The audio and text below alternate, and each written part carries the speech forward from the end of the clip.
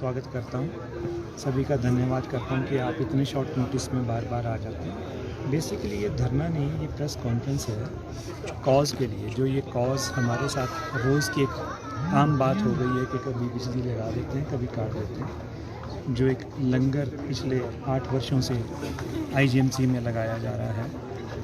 अभी 13 महीने पहले पिछले साल 2021 में 4 सितंबर को वहाँ की बिजली काट दी गई, जिसमें रोज़ 3000 पेशेंट्स और अटेंडेंट्स लंगर खाते हैं। मैं आईसीयू में था, घटनाएं हो गई, ख़त्म हो गई।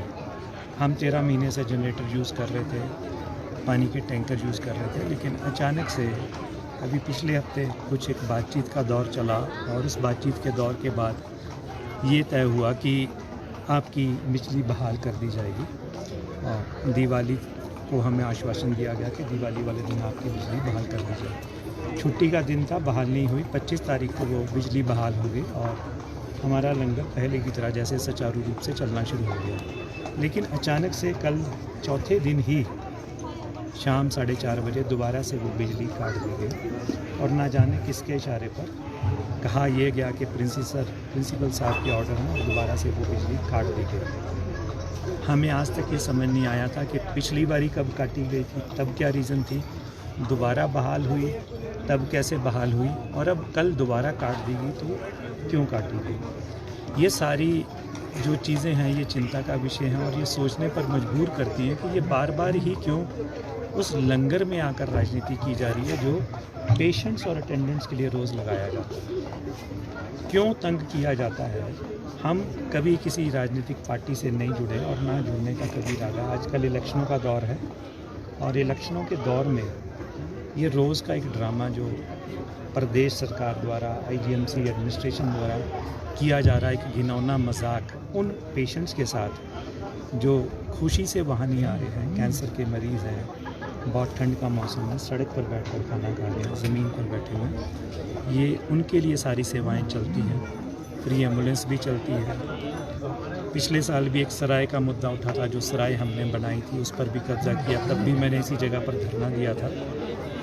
और वो सर्दियों के दिन थे, वो सराय हमसे ये कहकर ले ली गई कि हम आपसे बेहतर तरीके से वो सराय चलाएंगे। लेकिन उसमें भी जब पिछले 2 महीने पहले कुछ वीडियोस वायरल हुई कि उसके चलाने पर भी 200 रुपया पेशेंट चार्ज किया जा रहा है, एक्स्ट्रा पेशेंट के 300 रुपये लिए जा रहे हैं, और कंप्लेंट्स होने के बाद, पेशेंट्स की वीडियोस होने के बावजूद भी कोई एक्शन नहीं लिया गया, जो कि एक चिंता का विषय है और बहुत दुर्भाग्यपूर्ण है।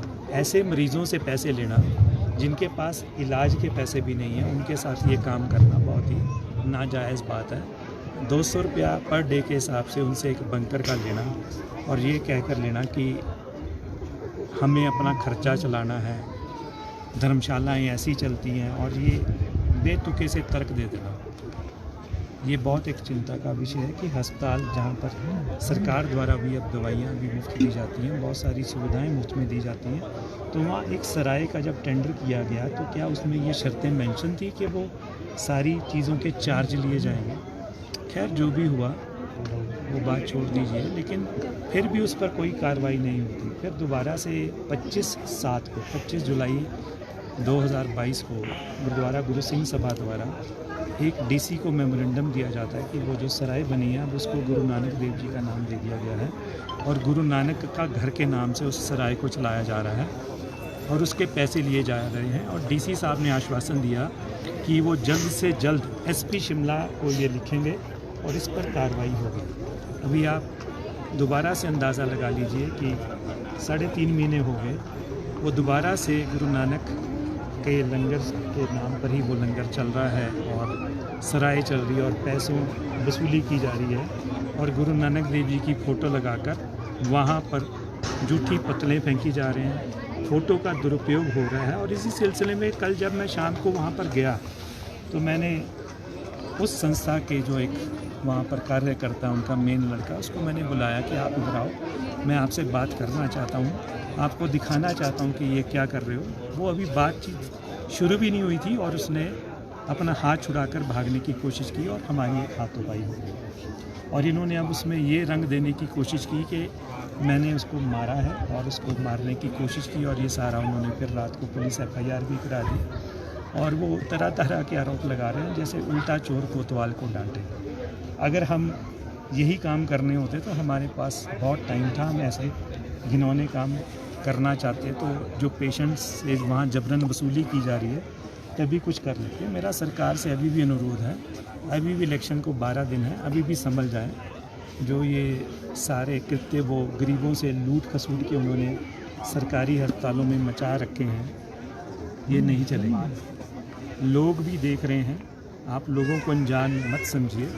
भले ही लोग चुपचाप रहते हैं, अपने आप को प्रकट नहीं करते हैं, नहीं बोलते हैं, तो इसका मतलब ये नहीं है कि वो अंधे हैं, उन्हें दिखाई नहीं दे रहा। बहुत सारे जो प्रदेश से पेशेंट्स और अटेंडेंट्स आईजीएमसी में आते हैं, वो हमें बार बार ये बात बोल कर जाते हैं, और मेरे बहुत सारे पत्रकार बंधु भी मुझे बार बार ये आश्वासन देते हैं कि जी आप थोड़े दिन और रुक जाओ, परिवर्तन तो होना निश्चित है, आपका सारा काम हो जाएगा, आपकी बिजली भी लग जाएगी, आपको सराय भी दोबारा वापस मिल जाएगी। लेकिन मेरा ये मानना है कि अगर दोबारा सरकार चेंज होने पर ही ये सारा कुछ होना है, तो इस सरकार को ये दर्द दिखाई क्यों नहीं देता? जब उनकी इतनी बड़ी सीआईडी का नेटवर्क है, उनको भी तो ये सारा कुछ दिखाई देना चाहिए। उनके पास भी कंप्लेंट्स है। और कल अनफॉर्चुनेटली जब मैं 4:30 बजे हमारी बिजली कटी, तो एक स्टेट लेवल का जो एक फंक्शन यहाँ एक रेडिसन होटल में चल रहा था, कॉन्क्लेव चल रहा था एक प्राइवेट न्यूज़ चैनल वालों का, मैं वहीं बैठा हुआ था। तो वहाँ मुझे फ़ोन आता कि आपकी बिजली काट दी, और मैं जब वहाँ पर पहुँचा अपने आईजीएमसी अस्पताल में, प्रिंसिपल साहब से मिला और उनसे आग्रह किया कि आपने हमारी बिजली दोबारा से आज काट दी है, और इस बारी भी आप कोई नोटिस इशू नहीं कर रहे। तो उन्होंने कहा जी हमें ऑर्डर हैं, हमें ये काटने के ऑर्डर हैं, और जो आपने एक रात्रि लंगर 11 बजे से 1 बजे तक का शुरू किया है, वो हमें अभी शुरू किए भी 4 दिन ही हुए थे। 25 तारीख को जो हमारे लंगर के आईजीएमसी में स्थापना के 8 वर्ष पूर्व पूरे हुए थे, उसके उपलक्ष्य में हमने एक नई सेवा शुरू की थी, रात को 11 बजे से 1 बजे तक का लंगर, जिसमें हम उन पेशेंट्स और अटेंडेंट्स को खाना मुहैया करवाते थे जो दूर पार से आए हुए हैं और अपने पेशेंट को किसी भी हालात में छोड़ नहीं सकते, और उनका पेशेंट बहुत क्रिटिकल कंडीशन पे वहाँ पर बैठा हुआ है। और उस उपलक्ष्य में हमने वो 4 दिन पहले वो लंगर शुरू किया था। लेकिन उसमें भी वो कल प्रिंसिपल साहिबा मुझे कहने लगी कि वो लंगर भी आप बंद कर दीजिए, बिजली भी आपकी काट दी गई है, तो आप अब ये अपनी सारी सेवाएं बंद कर दीजिए। मुझे ये नहीं समझ आ रहा उनको भी कौन अब मैनिपुलेट कर रहा है। जो एक पहले करता था वो तो भगौड़ा होकर अब चंबा के भरमौर शहर में जाकर चुनाव लड़ रहा है। उसने भी 2-3 साल बहुत राजनीति खेली, वहाँ पर बहुत घटिया कृत्य किए। अब तो अपनी वो किस्मत आजमाने के लिए भरमौर पहुंच चुका है, और वहाँ पर जाकर लोगों के घर द्वार पे जाकर यही बोल रहा है कि जी मैं जनता की सेवा के लिए आया हूँ। और आईजीएमसी में लोगों ने उसकी सेवा देखी है। कुछ व्यक्ति विशेषकर कुछ अपने चहेतों को छोड़कर उसने कोई सेवा नहीं वहाँ पर भी की थी, और ना ही वो कभी सेवा के इरादे से आईजीएमसी में आया था। वो सिर्फ राजनीतिक तौर पर वहाँ आया था। अपनी टिकट लेने के बाद वो वापस चला गया और अपने शहर में जाकर अब इलेक्शन लड़ रहा है। मैं राजनीति से नहीं हूँ, मैं दोबारा से कह रहा हूँ, मुझे लंगर लगाने दो। ना बीजेपी ना